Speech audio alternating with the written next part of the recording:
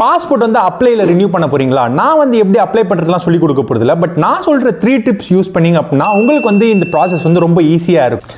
So உங்கள் appointment வந்து சென்னை அம்ஜிகரி ஆஃபீஸில் தான் வந்து புக் பண்ணியிருக்கீங்க அப்படின்னா வந்து அங்கே பார்க்கிங் கிடையாது. ஸோ பார்க்கிங் நம்ம எங்கே பண்ணணும் அப்படின்னா வந்து ஆம்பா ஸ்கை வாக்கில் தான் பண்ணணும். ஸோ ஸ்கை வாக்கு போனால் நம்ம வந்து ஒரு பெரிய யூட்டர்ன் பண்ணிட்டு வரதுக்கு பதிலாக நீங்கள் ஸ்டார்டிங்லேயே வந்து ஆம்பா ஸ்கை வாக்கில் பார்க்கிங் பண்ணிட்டு பாஸ்போர்ட் ஆஃபீஸ்க்கு போங்க. ஸோ இதனால வந்து பார்த்தீங்கன்னா ஒரு 10 நிமிஷத்துக்கிட்ட சேவ் ஆகும். அடுத்து செகண்ட் பாயிண்ட் பார்த்தீங்கன்னா வந்து நீங்கள் வந்து ஜெராக்ஸ் எதுவுமே வந்து வீட்டுக்கிட்டே வந்து எடுத்துகிட்டு போகணும் அப்படின்லாம் கிடையாது. பாஸ்போர்ட் ஆஃபீஸ்க்கு உள்ளேயே வந்து ஜெராக்ஸ் மிஷின் இருக்குது. அங்கே வந்து பார்த்தீங்கன்னா ஜெராக்ஸ் எடுக்கிறது ரொம்ப காஸ்ட்லியான்னு பார்த்தா அதெல்லாம் கிடையாது. வெறும் 2 rupees தான்.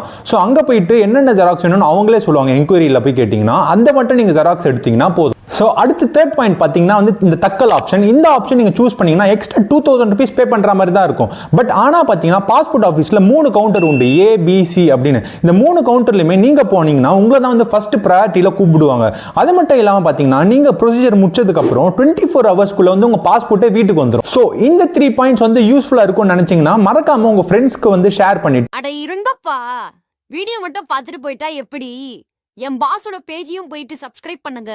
இல்லனா அந்தால நான் டம்மால் டிமான்னு போட்டு அடிப்பாரு.